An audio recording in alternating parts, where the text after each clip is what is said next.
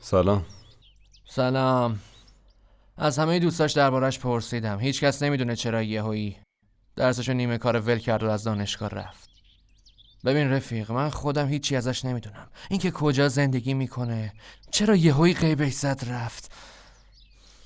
آره داداش، اون وقت تو خیال ازدواج با اونو داشتی.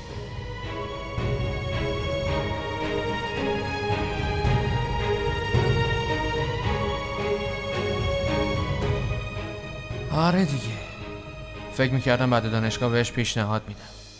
حالا چجوری میخوای پیشنهاد بدی؟ میگم پیام تو بده باد صبا، مثل قصه های قدیمی. شاید یه روزی خودش برگرده. بس تو هم تو این اوضاع شوخی نکن. شوخی نمیکنم. مگه باد صبا بهش برسونه؟ باشه بریم، کلاس داره شروع میشه.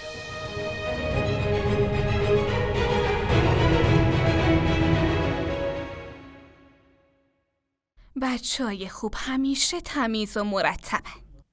معصومه خانم، معلم خصوصی آقازاده اومدن برای درس دادن. مامان، من فقط میخوام از باجینومی درس بگیرم. چرا؟ فقط از اون شاید این معلمت بهتر بود. چون نومی همیشه شاگرد اوله. چی دستور میدید خانم؟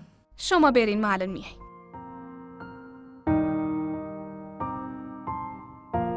خیلی خوب، یعنی فقط میخوای از باجینومی درس بگیریم. باشه، یه کاری میکنیم. فقط یه بار ببینش. عزیزم ضرر که نداره. بالاخره بابا انتخابش کرده. نه خیرم، من نمیخوام. نمیرم پیشش، فقط باجینومی باید درس بده. ای بابا، یه بار ببینش دیگه. اگه خوشت نیومد برمیگردیم پیش باجینومی. قبوله؟ باشه، ولی اول قول مردونه بده. قول مردونه. خیلی خوب، بریم. سلام علیکم. سلام علیکم. شما معلم جدید بلالی؟ بله. فراز تویی؟ وای باورم نمیشه. کجا با ما گور شدی؟ من گم شدم یا تو؟ من و همه بچه‌های دانشگاه کلی دنبالت گشتیم، ولی یهویی انگار ناپدید شده بودی. آره، یهویی حال پدرم بد شد. متاسفانه سکته کرد. واقعا متاسفم. بعدش به خاطر آرزوش درسم و ول کردم و رفتم سر خونه زندگی. حالا دیگه خوشحالم. مامان، استادم خیلی خوبه. اون واقعا مهربونه. منم خیالم راحته. بابا تصمیم درستی گرفته. و راستی بلالم از شاگردای محبوب من. واقعا؟ بفرمایید. بلال بیا بشین پیش من. بیا. بلال تو درس ریاضی خیلی خوبه، دقیقاً مثل خودت. واقعا؟ من هنوز یاد اون روزیم که سمیه خانوم آبرومو برد. آدم هر چقدرم که بگه براش مهم نیست، ولی وقتی جلوی جمع خجالتش بدن دردش برای همه یکیه.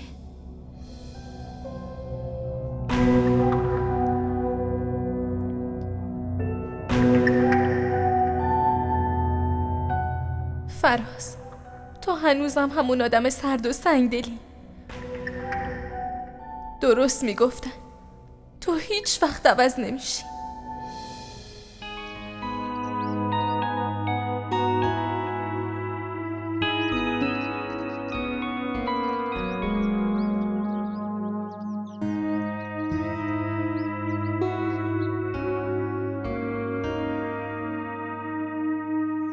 از هپروتت بیا بیرون. تا کی میخوای به اون فکر کنی؟ اون که محل سگم بهت نمیذاره. حسینا رو دست کم نگیر مامان. مردم براش جون میدن. این که چیزی نیست. بعد اون همه تحقیر هنوزم اینطوری داری حرف میزنی؟ وای خدا. هیچ کس جرئت نمیکنه به حسینا بی احترامی کنه. من فقط چون عاشقشم رفتارشو تحمل میکنم.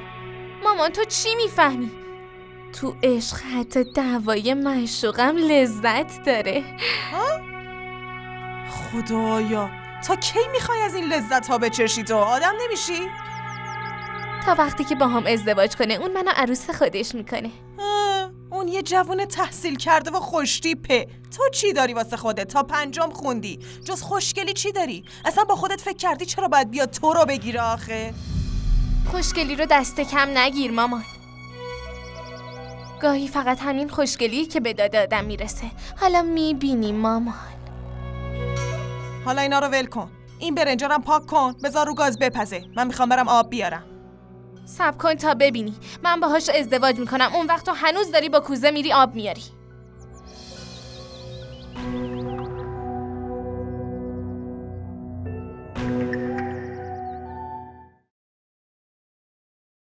معذرت میخوام ولی نمیتونم قبول کنم. فراز این چه حرفیه؟ اگه شهریه نگیری خونه زندگی چجوری میچرخه؟ معصومه من که گفتم شغل دارم، تو مدرسه بلال تدریس میکنم. ولی احمد همچین چیزی رو قبول نمیکنه. من خودم ازشون معذرت خواهی میکنم. عذرخواهی؟ برای چی؟ احمد سلام علیکم آقا احمد. من فرازم. داشتم به معصومه خانم میگفتم که نمیتونم بابت درس دادن پول بگیرم، چون ما با هم به یه دانشگاه میرفتیم. در واقع همکلاسی بودیم. برام درست نیست که در این بابت ازشون پولی بگیرم. میدونین، امیدوارم متوجه منظورم بشین. بفرمایید. بله. ببینید آقا فراز، من فکر نمی کنم این موضوع اونقدر مهم باشه. شما اومدین به پسرم درس بدین و طبیعیه که دستمزدتون رو کامل و سر وقت بگیرین. ولی آقا احمد من واقعا این کارو درست نمیدونم. همون جوری که به نظر شما بی‌ادبانه است برای منم خوشایند نیست. پس بهتر حرفه‌ای بمونیم. بفرمایید ادامه بدیم. میتونید شروع کنید.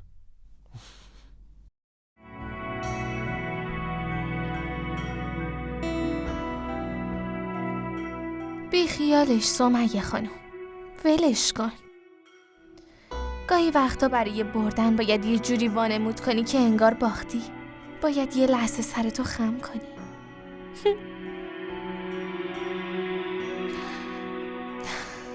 حالا میبینی. معصومه جانم.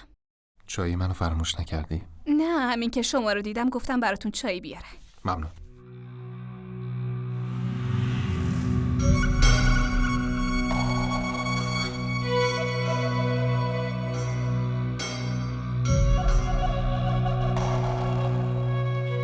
فایده درس خوندن همینه دیگه. آدم راحت میتونه بین پول داره بشینه و حرف بزنه. مثلا اینو نگاه. اصلا نمیخوره که از دهات خودمونه. با اینا که نشسته انگار خودش از پول داره یه بالا شهره. البته حسینا هم کم کسی نیست. دلش خیلی بزرگه. پول که چیز خاصی نیست. امروز دست یکی و فردا دور میزنه میره سمت حسینا.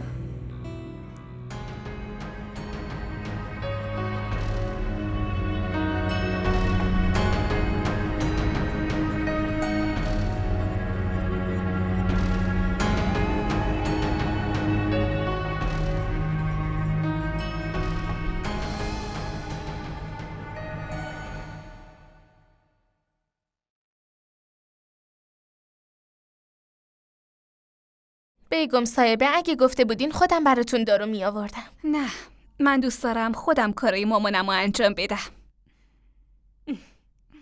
واقعا دختر خیلی خوبی هستی. همه چی رو با مسئولیت انجام میدی. همه چی یادت میمونه. آخه چطوری یادم بره؟ یه بار یادم رفت نزدیک بود همه خانواده از بین برن. وای، مگه چی شده بود؟ خب ما تو این سن و سال باید حواسمون به خورد و خوراکمون باشه دیگه.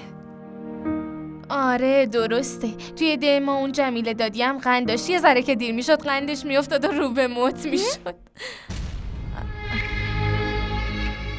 زبونتو گاز بگیر. مامان، من برم ببینم بلا رو چی کار میکنی. بیگم صاحبه بفرمایید یه چیزی بخورین. بیگم صاحبه یه چیزی بگم. شماها تو خونه فقط 4 نفرین ولی حتی یه بارم با هم چایی نمیخورین. توی ده ما مامانم و مامان بزرگم و همه دور هم جمع میشیم و میوه و چایی میخوریم. مامانم میگه با هم نشستن باعث میشه عشق زیاد بشه و برکت بیاد تو غذا. ولی شما انگار این چیزا تو زندگیتون نیست. انگار انقدر گرفتارید که اصلاً وقت ندارید.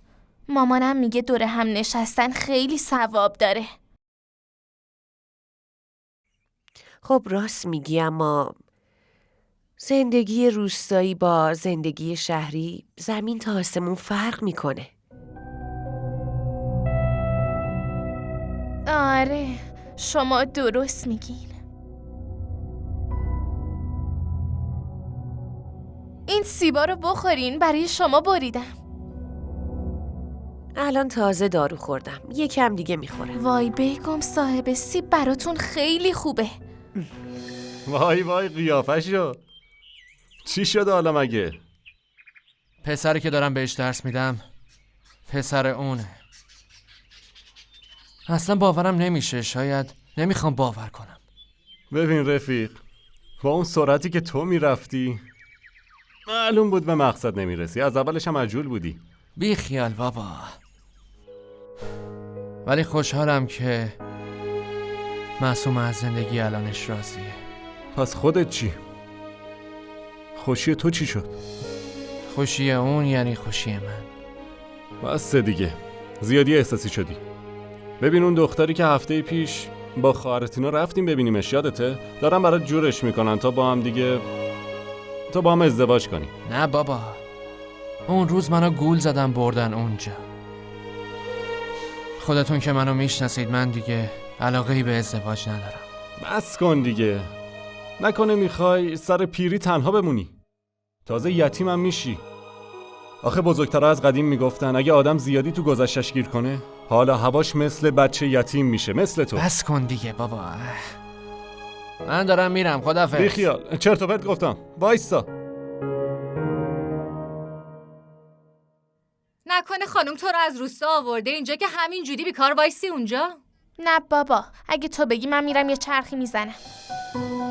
حسینا، اگه یه ذره زبونتو کنترل کنی خود الماسی به خدا. سمیه خانم، اگه بخوای دل یکی رو جادو کنی چی کار میکنی؟ خب تو دل کیو میخوای جادو کنی؟ خب اگه بلدی یه راهی بذار جلو پام. راستی یه ضرب المثل هست که میگه زبون شیرین دل میبره. اگه خاره زبون تو برداری تو دل همه گل میکاری تو. من نمیخوام تو دل همه گل بکارم، تو دل آقا بکارم کافیه. وایسا ببینم کدوم آقا؟ ای بابا اینقدر سوال نپرس، خیلی فضولی ها سمیه خانوم. راستی یه چیزی رو بگو ببینم. اگه آدم با زبون نرم با کسی حرف بزنه ولی اون یکی زبونش مثل مار نیش بزنه، اون وقت باید چی کار کرد؟ اصلا چی کار میشه کرد؟ اون وقت باید همچین آدمی از زندگیت بندازیش بیرون. فهمیدی؟ وای سمیه خانوم، چجوری بندازمش بیرون آخه؟ حسینا اسمشو توی دلش حک کرده، نمیتونه پاک شه.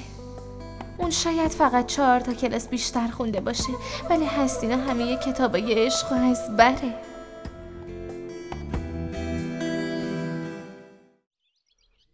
یعنی تو حرف منو نمیخوای گوش کنی؟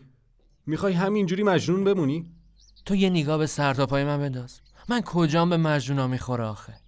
از وقتی تو رو دیدم هر روز یه آرزوم برآورده میشه.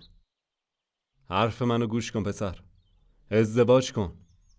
اونم خونه و زندگیشو ساخت، دیگه منتظر کی؟ آره بهش فکر میکنم ولی دلم راضی نمیشه رفیق، نمیتونم. ببین عزیز من، اگه دلتو فقط بذاری واسه قصه خوردن دیگه شادی رو کی تجربه میکنی؟ تازه میدونی اگه یکی تو عشق شکست بخوره و بمیره روحش تا ابد تو دنیا سرگردون میمونه. میفهمی؟ میدونستم دوباره میخوای چرت و پرت بگی. باور کن اصلا حوصله شنیدنشون ندارم. وایسا ببینم.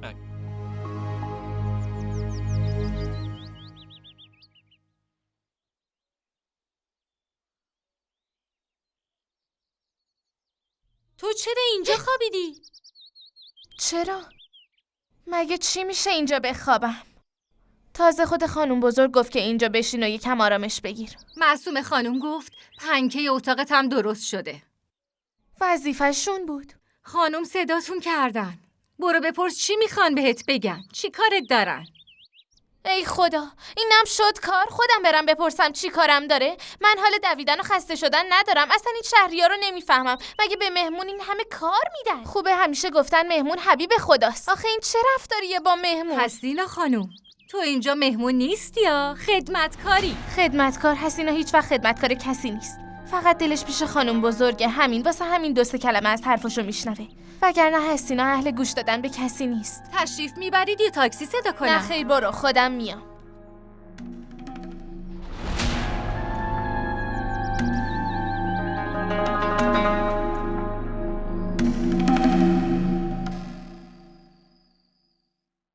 مامان نمیدونم، یه داستان افسانه‌ای برام بگو. بلال تو که میدونی من از قصه جن و پری اصلا خوشم نمیاد. نگام کن، من میخوام ازت یه قهرمان واقعی بسازم. برای همینم قصه قهرمانی واقعی رو برات میگم. نمیخوام هیچ قصه‌ای گوش بدم. اوه بلال، نگام کن، پسر خوب که با مامانش قهر نمیکنه. نه بلال، بلال.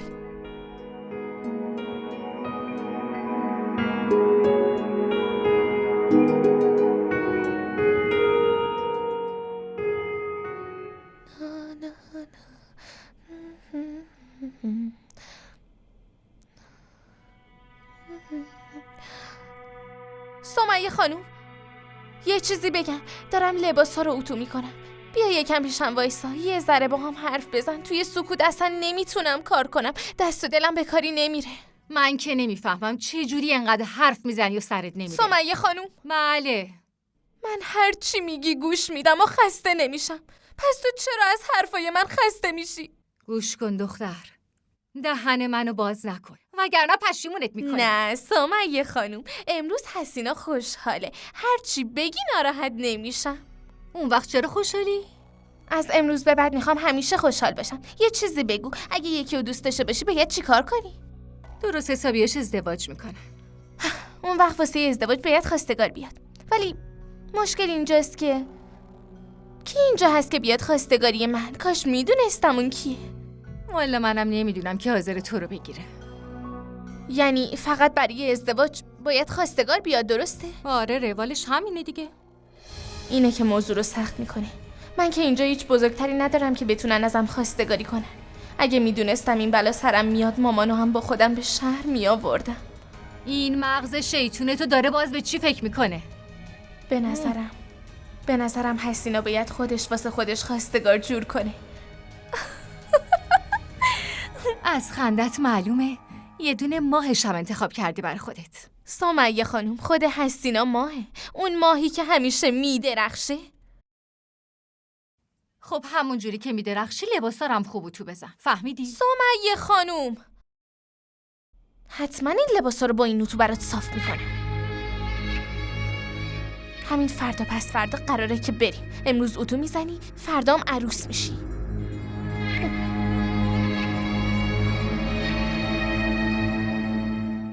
حسینا گفت که شما از عصر اومده بودین.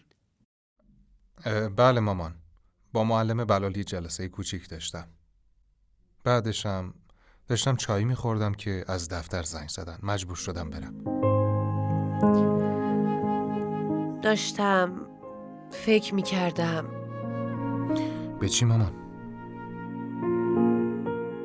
ماها چقدر گرفتار شدیم. حتی یه فنجون چایم. حرفتو بزن مامان. یه فنجون چایم با هم نمیخوریم. بعدش فکر کردم گرفتاری که حد نداره، ولی عمر آدم چرا؟ عمر آدم ها محدودیت داره. اینو برای خجالت دادنت نمیگم. فقط میخوام یکم بیشتر وقت تو با ما بگذرونی پسرم. دوست دارم خونوادم و تا وقت دارم بیشتر کنار خودم ببینم. همین. بیشتر برامون وقت بذار. باشه مامان جان. قول میدم از این به بعد سعی کنم هممون عصرها با هم دیگه چای بخوریم.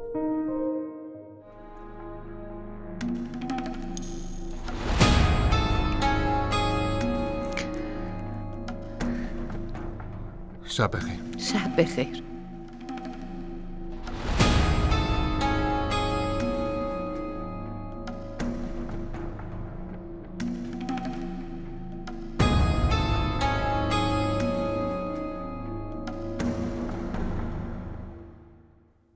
همین الان به احمد گفتم از این به بعد هممون با هم چای عصر رو میخوریم.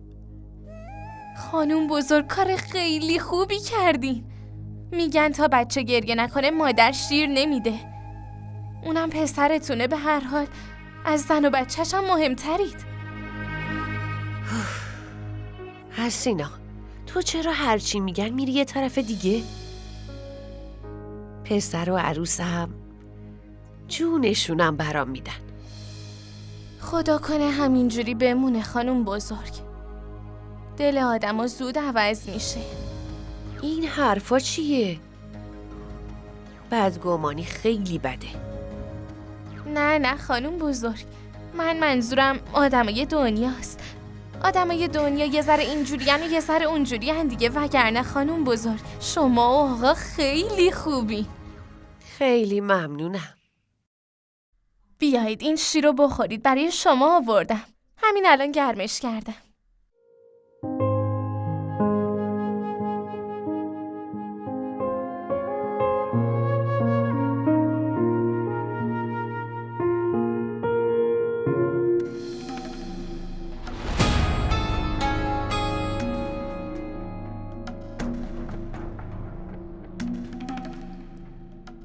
سمیه میگفت اگه زبونت شیرین باشه دنیا به کامت میشه.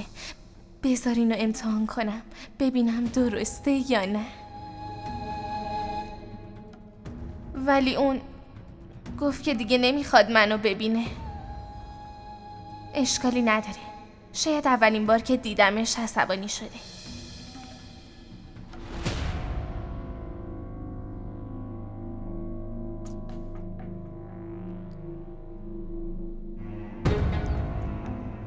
تازه من امروز درست حسابی به خودم نرسیده بودم. فردا حسینا قشنگتر آماده میشه و میره دلشو نرم میکنه. بهش میگم هیچ کس اندازه من دوستت نداره.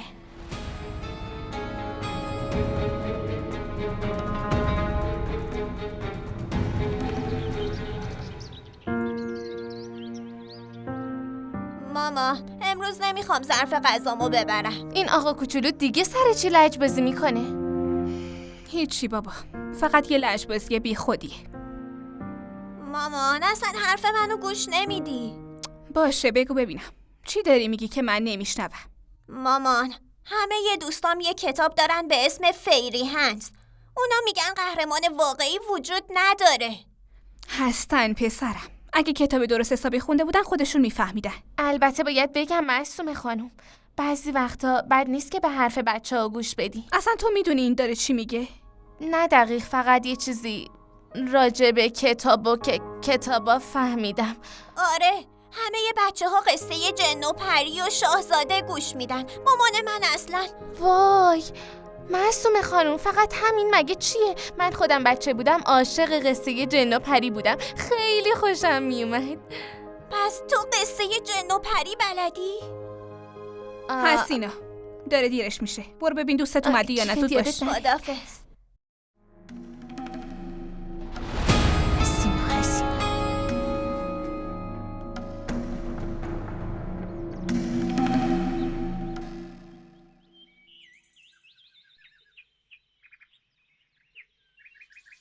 خاله ببینم تو چند تا قصه بلدی؟ اونقدری قصه بلدم که نتونی تمومشون کنی. وای خاله، پس برام تعریف کن دیگه. باشه، ولی وقتی مامانت خونه نباشه. چرا جلوی مامانم تعریف نمی کنی؟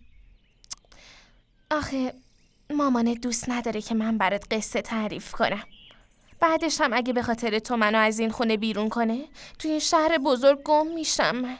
نه، من هیچ وقت نمیذارم گمشی. خب پس قول بده از امروز به بعد همه ی حرفامون بین خودمون میمونه. باشه، قول میدم. قول؟ قول. آفرین پسر خوب. حالا برو، من بعدم میام برات قصه میگم.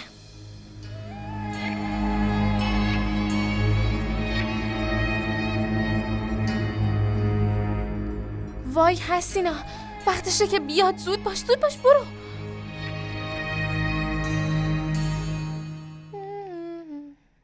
کجا داری میری؟ کجا دارم برم مگه؟ فقط قراره مهمون بیاد خونه، همین. مهمون؟ خب قراره کی بیاد؟ وای کلافه شدم، وقتی بیاد میفهمی دیگه. چقدر سوال میکنی؟ چقدر پر روی دختر. داری چی کار میکنی؟ گفتم امروز خورشت گوشت و اسفناج درست کنم که همه دوست دارن. شاید آقا معلمم بخوره، آخه دوست داره. عجب نگرانی براش. اون وقت از کجا میدونی اونم خورشت اسفناج دوست داره؟ خب مگه کسی هم هست که خورشت گوشت و اسفناج دوست نداشته باشه؟ برای همین هم هست که درست میکنم. خب من کارم تموم شد.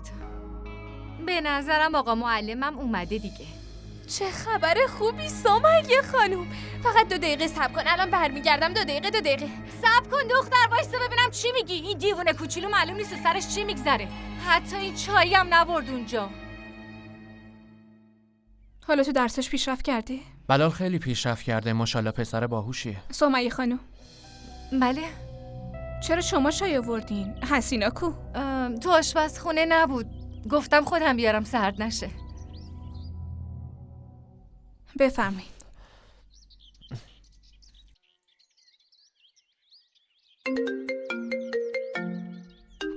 ببخشید، چایتون رو میل کنی، الان برمیگردم. باشه.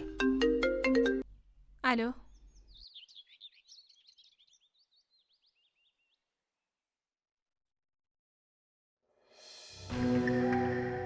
دیروزم بهت گفتم دیگه نمیخوام ریختتو ببینم.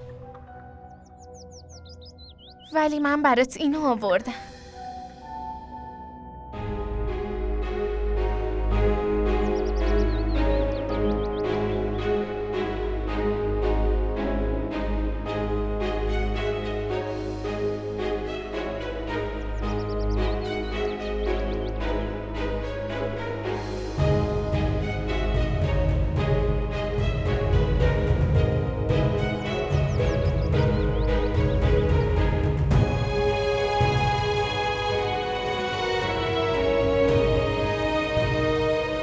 حالا بگو، همین اندازه تحقیر برات بسه یا بیشتر لازمه تا آدم بشی؟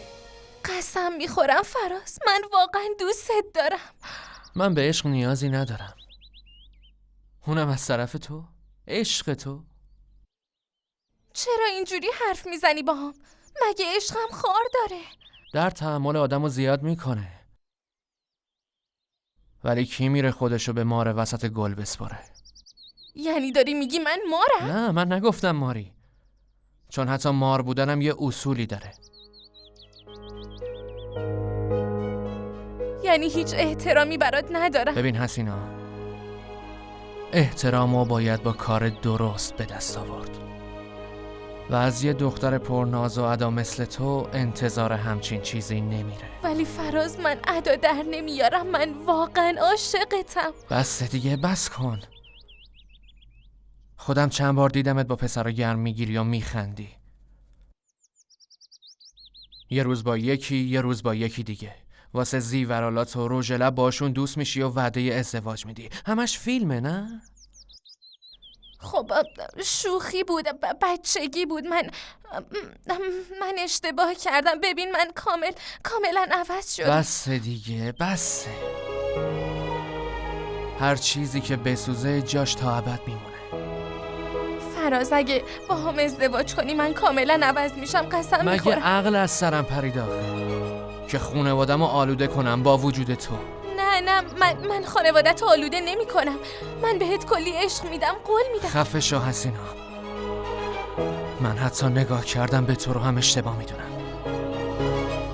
سایت هم نباید رو زندگیم بیفته، چه برسه به این که قبولت کنم.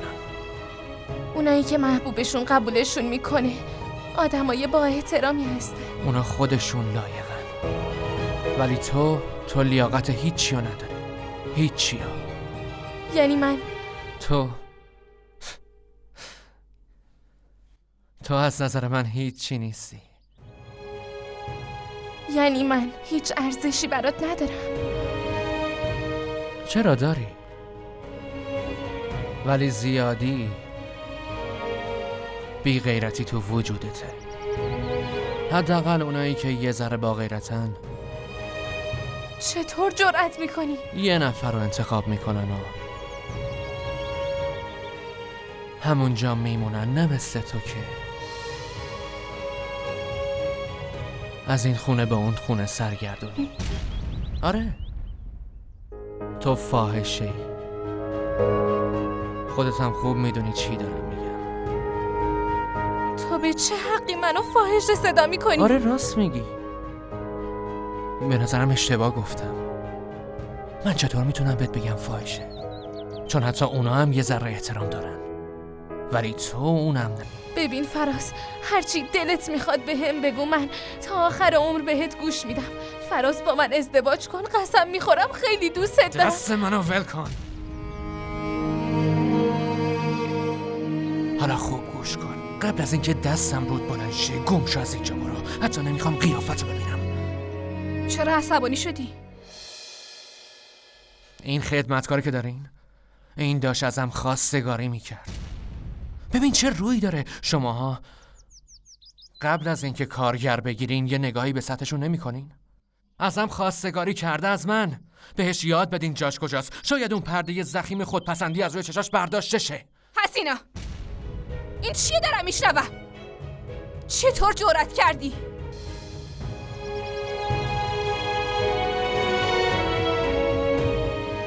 حسینا برگرد. هنوز حرفم تموم نشده که داری میری. بله معصومه خانم. آخه فرازم، با من چیکار کردی تو؟ آخه چطور جرأت کردی؟ خانم من آدم باید قبل از هر حرفی یادش باشه کی و کجای دنیاست. ما بهت تکیه‌گاه دادیم، بعد تو چیکار کردی؟ آبرو و حیثیت خودمونو بردی.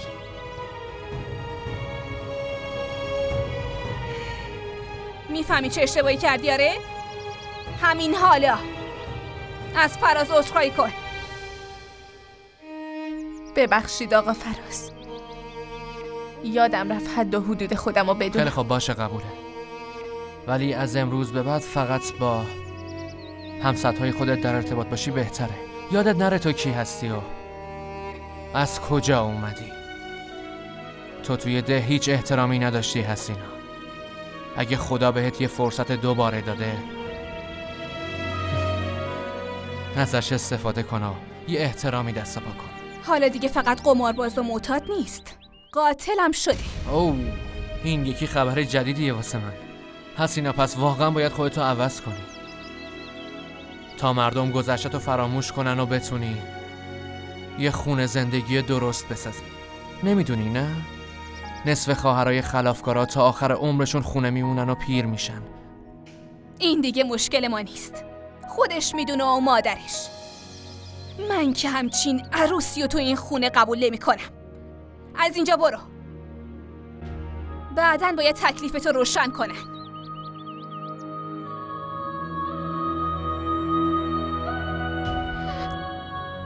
واقعا ازت عذر میخوام. اشکال نداره، فراموش کنین. چی شده؟ تو مگه دیوونه شدی دختر؟ الان با من حرف نزن سمیه خانوم، حال خودم هم خرابه. یه خدمتکاره، ببین چه نازنازی شده. مثل خانومای خونه شده. چیه اینجوری زل زدی؟ دلم میخواد خرخرتو بجوام. راستشو بگو، چی کار کردی که معصوم خانوم اینقدر ازت شاکیه؟ من خودمم عصبانیم.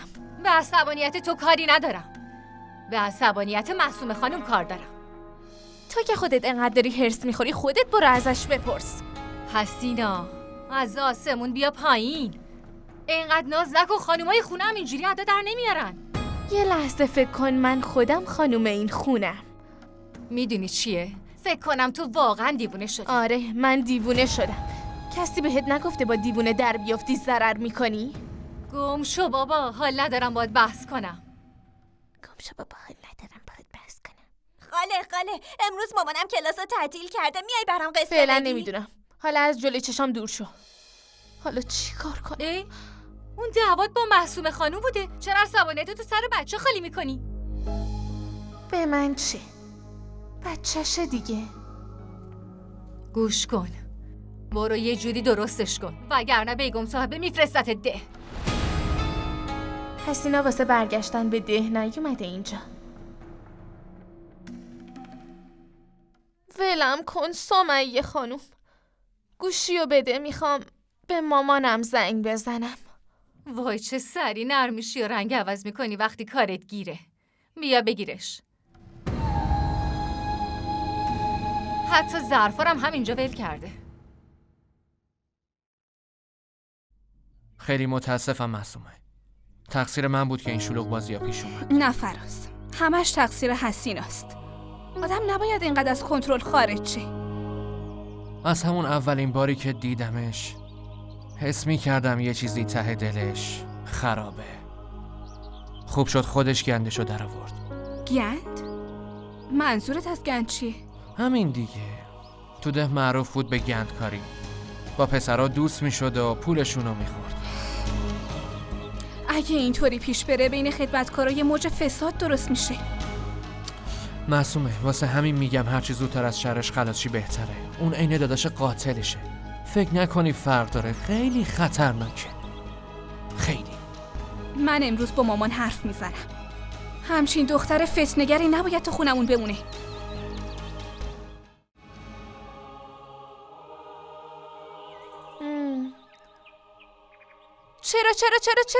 چرا باید برگردم ده؟ آخه من اونجا چی دارم با اون همه بی احترامی و بدبختی؟ اینجا قرار نیست برام تخت درست کنن، باید کار کنم مامان. تو این شهر بزرگ بمونم تا زندگیم عوض بشه. اونجا که چیزی نداره. هی میگی برگرد. با کاری که کردی اگه اون خانم جون اجازه بده بمونی اون وقت حرفی نیست. مشکل از عروسشون معصومه خانومه. بیگم صاحبه بزرگ که خیلی دوستم داره. اینو به هم بگو حسینا، چرا اون عروسشون معصومه خانم انقدر طرف فرازو گرفت؟ باهاش هم دانشگاهی بوده، واسه همینه انقدر حمایتش میکنه و هی منو تحقیر میکنه مامان. آره مامان، تو کاملا درست میگفتی. این فراز و کل خونوادش که آدم حسابی نیستن. هر جا میبینن نفعی داره از موقعیت سوء استفاده میکنن.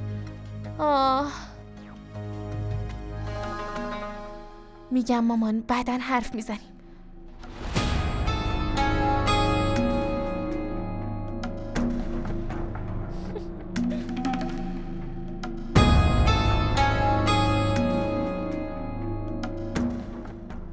آقا کوچولو بیا این آب میوه‌تو بخور. نمیخوام. بخور دیگه. آقا کوچولوی لجباز، من نمیخوام برگردم ده. بفهم دیگه. آقا کوچولو، میدونستی این جنا دوستای صمیمی آدم زیاد دارن؟ ولی دوستان میگن جن و روح آدما رو میکشن و بچه ها رو میبرن. نه بابا، همه جنا که مثل هم نیستن. بازم بگو دیگه چیا میدونی؟ پریام خیلی خوشگل و نازن. نه، من عاشق داستانای ترسناکم. لطفاً برام داستانای ترسناک بگو خاله. باشه، الان برات یه داستان جن و پری تعریف میکنم. این که نمیتونه واقعا قهرمان بشه. به قول خودش بیارزه است. خانم جون ببخشید ولی اینجور بی احترامی ها راحت فراموش نمیشن. چرا میخندی خاله؟ لطفا زودتر برام تعریف کن وگرنه مامانم میاد و دیگه نمیذاره برام قصه باشه بگی. بابا، حالا مگه قصه گفتن چقدر طول میکشه؟ گوش کن ببین من چی میگم. باشه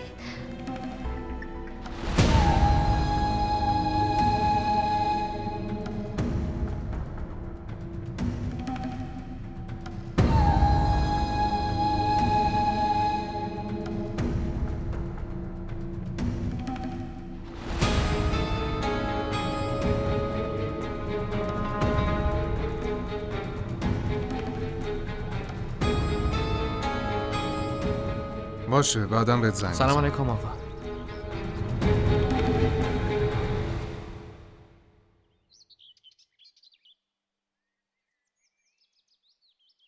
چرا اینطوری کرد؟ شاید دفتر کارشون پر از ارواحه. اگه یه بار رفته بودی سر کار خودت میفهمیدی چه خبره. راستی بگو ببینم، تو که ریاضیت از همه بهتر بود چرا نرفتی با آقا احمد کار کنی ها؟ آخه من از این محیطای اداری خوشم نمیاد. دوست دارم خونه بمونم. منتظر شوهرم باشم حس خوبی داره. باور کن. باشه قابل درکه. معصومه از امروز به بعد چایتون رو میفرستن تو اتاق خانم جون. باشه. خب دیگه من باید برم، شاگرد دارم. با اجازه. خدا نگهدار.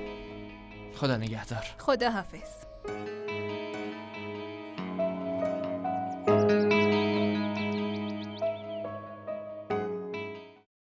خب حالا بگو ببینم قصم چطور بود؟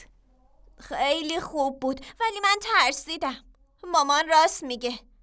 نباید بچه‌ها داستان ترسناک گوش بدن، شب خواب میبینن. ای بابا، اگه اینطور بترسی که دیگه نمیتونی قهرمان بشی. نه خیر، قهرمان اونایین که حق همه رو پس میگیرن. ولی تو هیچ وقت نمیتونی قهرمان بشی، چون از داستان جنو معلمت میترسی، از تاریکی هم میترسی. میدونی من وقتی همسن تو بودم چقدر شیطونی میکردم؟ تو دهمون درختای بزرگ و بلندی داشت که من ازشون بالا میرفتم و میوه همه همسایه ها رو میچیدم. چقدر کیف میداد. ولی داییم میگفت دزدی کار بدیه و گناه بزرگیه. ای بابا، دزدی دیگه چیه؟ خدا این دنیا رو واسه ما ساخته. هرچیو که خوشت میاد باید برداری. هرچی هم که خوشت نمیاد صاف به طرف بگو که نه این خوب نیست. یعنی دعوا کنی؟ نه یعنی اگه از چیزی خوشت نیومد باید صاف بگی مثل یه قهرمان. ولی تو نمیتونی این کارو بکنی. دلت مثل یه گنجیشکه. نه من میخوام قهرمان بشم، یه سوپر هیرو. دیگه از هیچی هم نمیترسم. از فردا هر روز برام قصه بگو، قول میدم که نترسم. چی شده؟ وقتی چای میخوردی خیلی ساکت بودی. حتی جواب سوالای معصومه هم سرسری میدادی. مامان یه چیزی هست که باید بهت بگم ولی جلوی معصومه نمیشد، چون بدون فکر کردن حس میکنم عکس‌العمل احساسی از خودش نشون میده. بگو عزیزم، شاید من بتونم راهنماییت کنم. اون فراز که معلم بلاله هم دانشگاهی معصومه بوده. خب چه اشکالی داره؟ اشکالی که نداره ولی به نظرم چون معصومه از قبل میشناساتش زیادی بهش رو داده. البته من اینطور فکر میکنم. این اصلا درست نیست. دقیقاً حرف منم همینه. معصومه باید حرمت این خانواده و این خونه رو نگه داره. لطفاً باهاش حرف بزنید. باید متوجه بشه مامان، بهش بفهمونید که فراز فقط یک کارمنده نه بیشتر. درسته. قبول دارم که اونا هم دانشگاهی بودن، از یه طبقه اجتماعی هن. بهتر هم دیگر رو میفهمن، ولی اینکه معصومه اینجوری بین خدمتکارا دخالت کنه مامان اصلاً کار درستی نیست. اصلاً به نظر من کار درستی نیست. نباید چنین کاری کنه. خیلی خوب باشه پسرم. من باهاش حرف میزنم. مطمئنم نیتش بد نبوده. فقط یه کمی احساساتی شده حتما. منم دقیقاً همینو میگم. معصومه دختر صاف و ساده‌ایه. من نمیخوام کسی از سادگی معصومه سوء استفاده کنه. به هیچ وجه نمیخوام چنین اتفاقی بیفته.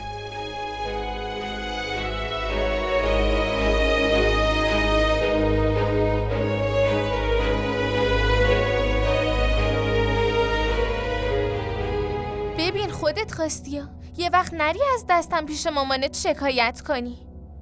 نه نمیگم، تو دوست منی. مامان میگه از دوست نباید پیش کسی شکایت کرد. بلال، فقط کلاسای خصوصی تعطیل شده ولی مشقات هنوز موندن. میبینم که این روزا خیلی وقت تلف میکنی.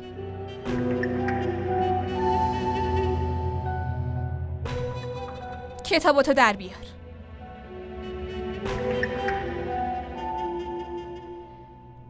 باید با مامان حرف بزنم. اون و احمد اشتباه فهمیدن. باید بهشون بگم که همه اینا تقصیر حسیناست. من کاری نکردم که بد باشه. بله، من چی گفتم الان؟ زود باش کتاباتو در بیار. همش داری قصه گوش میدی، همش وقت تلف میکنی.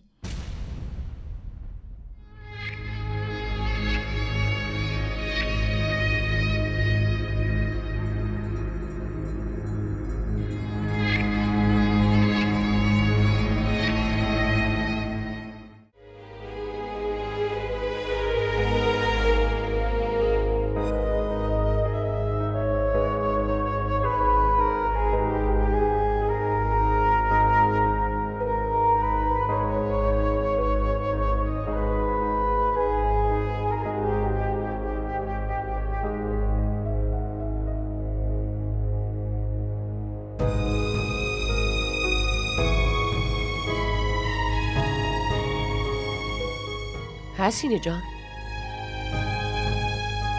بله بیگم صاحبه. چی شده؟ چرا داری گریه میکنی عزیزم؟ نمیخوای حرف بزنی؟ یه چیزی بگو. چی بگم براتون خانم جون؟ معصومه خانم خیلی منو تحقیر کرد. معصومه خانم؟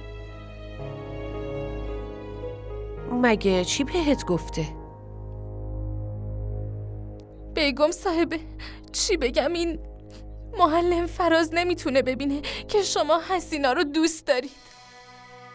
مگه فراز با تو چه مشکلی داره؟ بیگم صاحبه اون با ما دشمنی داره. علت دشمنیش چیه؟ بیگم صاحبه اون اهل ده ماست. یه مدت توی ده به من علاقه‌مند شده بود. منم صاف پوست کنده ردش کردم. اونم توی ده اونقدر جلوی همه آبرومو برد که نگو و فقط تماشا کرد. بعدش هم باز پدرشو فرستاد خواستگاری من. مامانم قاطع گفت نه. از همون موقع تا الان دنبال تلافیه.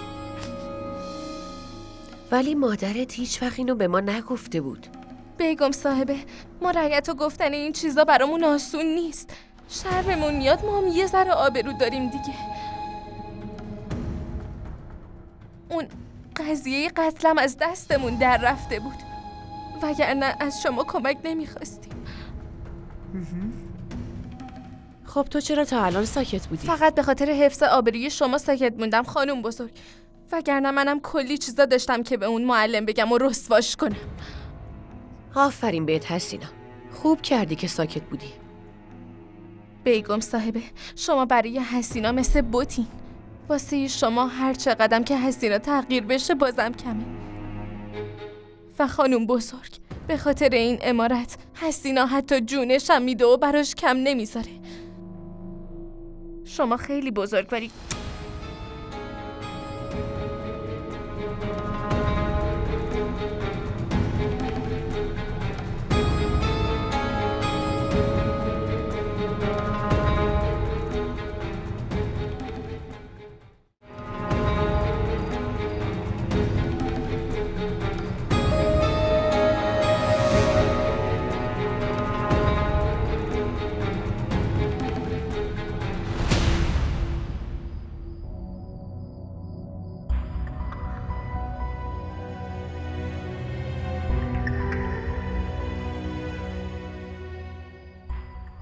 اگه 4 کلاس بیشتر درس میخوندم الان عین فراز قاطی کله گنده ها بودم.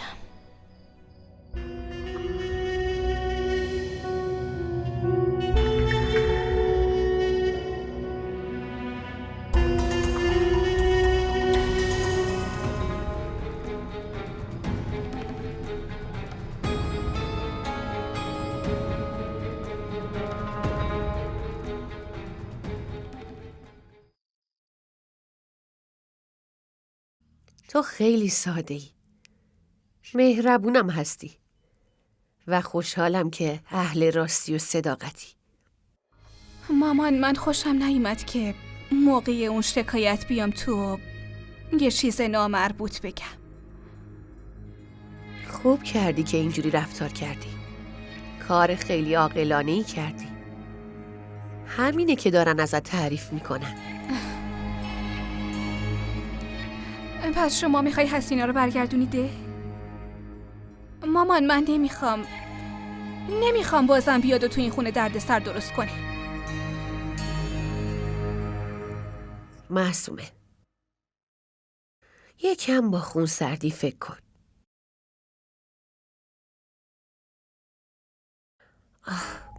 تو بی خود از حسینا دلخوری.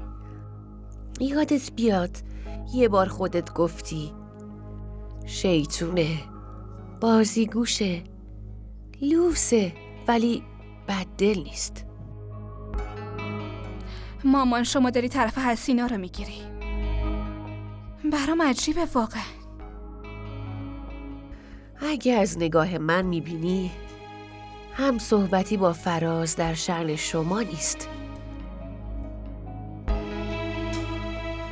اونا هر دو از یه دهن. شما از عمق رابطه‌شون خبر نداری. به علاوه شما به خاطر اشتباهاتش خیلی خوب ناراحتیتون رو نشون دادیم. به نظرم دیگه لازم نیست بیشتر از این پیگیری کنیم. بی خودی کشش نده معصومه. اینطوری خیلی بهتره. ولی مامان اگه جلوشو نگیریم ممکنه دوباره یه کاری بکنه. عقلش که درست کار نمیکنه. فراموش نکنین که اون فقط یه خدمتکاره، نه بیشتر. یادآوری حد و حدودش وظیفه منه. منم همینو میگم مامان. نه، تو همینو نمیگی معصومه. تو فقط از سر عصبانیت داری با سرنوشتش بازی میکنی. فرستادنش به ده کار سختی نیست، ولی اگه اونجا یه بلایی سرش اومد تو مسئولیتش رو قبول میکنی؟ مسئولیت زندگی اونو قبول میکنی؟ باشه، هرچی شما بگین. نه، من دستور نمیدم معصومه. فقط دارم بهت نظرمو میگم. اگه تو میخوای بفرستیمش ده باشه. نه مامان، منظورم این نبود. حق با شماست. من مخالفتی ندارم.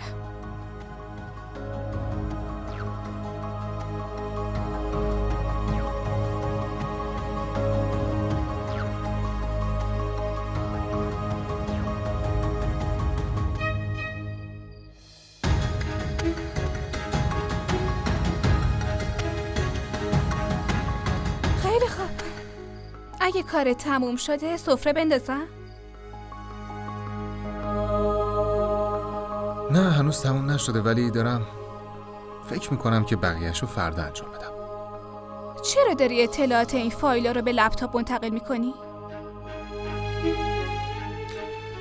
میخوام 20 سال بعد اگه بلال خواست چیزی پیدا کنه راحت تر بتونه این کار رو انجام بده و پیداش کنه. متوجهی؟ باشه.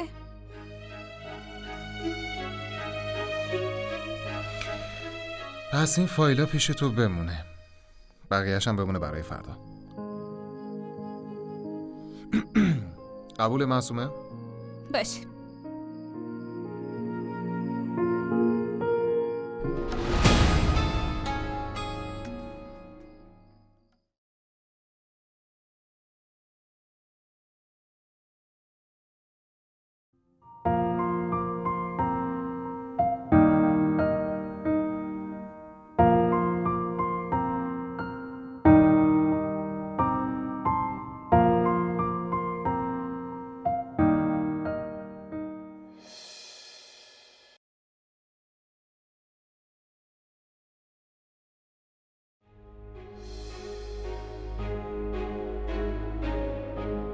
حسینا تو اینجا چی کار میکنی؟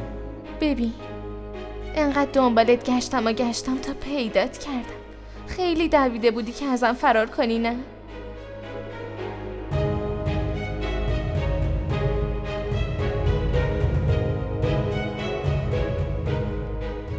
ببین فراز، هرچی دلت میخواد بهم بگو، ولی من تا آخر عمر به حرفات گوش میدم. فراز، با من ازدواج کن، به خدا من عاشقتم. دستمو ول کن.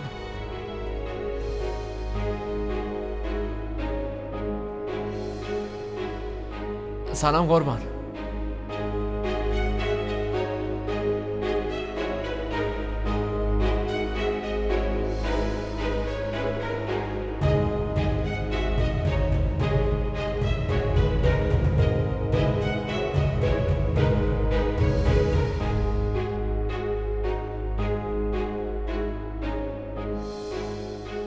آقا احمد از اون فئودال است.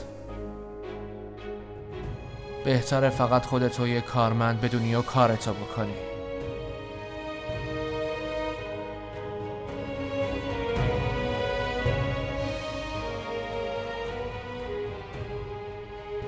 باید خاطرات گذشته رو فراموش کنم.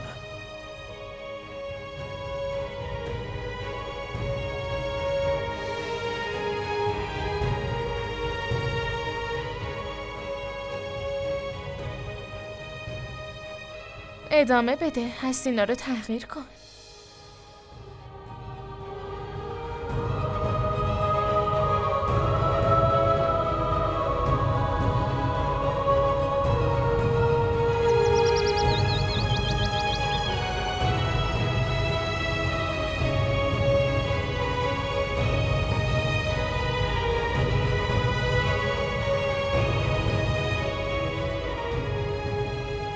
اینو من همینجا گذاشته بودم. پس کجا رفته؟ بال نداره که پر بکشه بره. معصومه خانم، شاید جای دیگه گذاشتی و یادت نمیاد. نه، مطمئنم همینجا بود. پس کجا غیب استد؟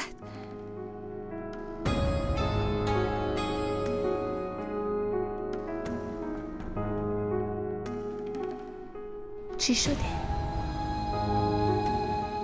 آقا فایلشون گم شده.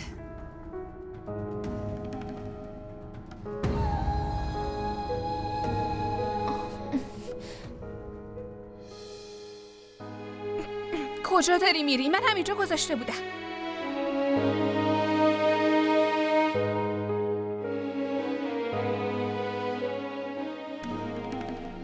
قربان، فایلتون رو پیدا کردم.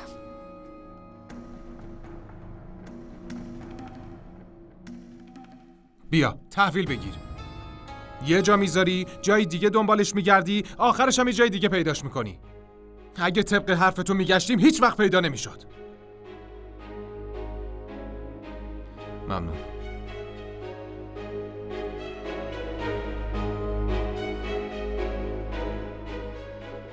من مطمئنم که همونجا گذاشته بودم. عیب نداره، قصه نخورید معصومه خانم.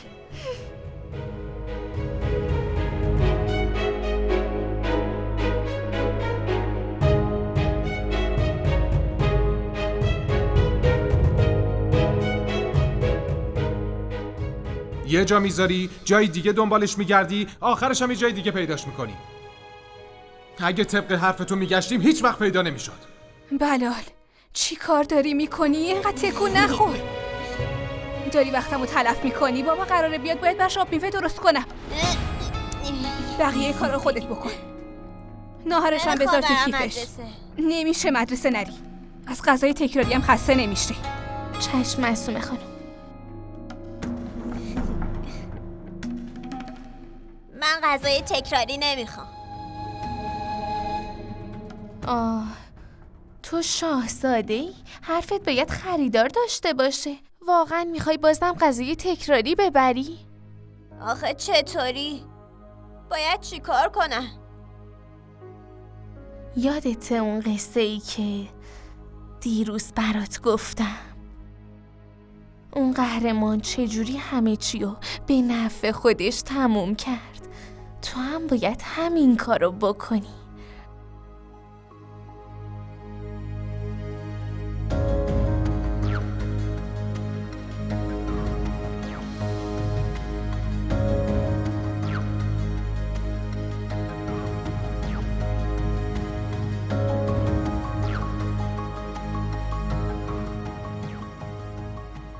مامان من امروز کتلت نمیبرم، میخوام یه چیز تازه ببرم. عزیز دیگه دلم، از غذا خسته امروز شدم. ببرش، فردا برات یه چیز دیگه درست میکنم. نه بله تو هم خیلی لجبازی ها. بابات قراره بیاد، برای اونم باید آب میوه درست کنم. قبول کن دیگه. سمیه خانم کجاست؟ پس چرا نمیاد که کمکم کنه؟ بله معصومه خانم، فقط بگین چی کار کنم. سمیه خانم توی اتاق خانم بزرگی. باشه منم این مایه رو آماده کردم، زود اینو باهاش فرنش توست درست کن. بدو درستش کن، زود باش. چشم. آفرین. مامان من از دست خدمتکار غذا نمیخورم. بلال چرا اذیت هم میکنی؟ من باید برای بابام آب میوه درست من کنم. فقط دستپخت تو رو میخورم.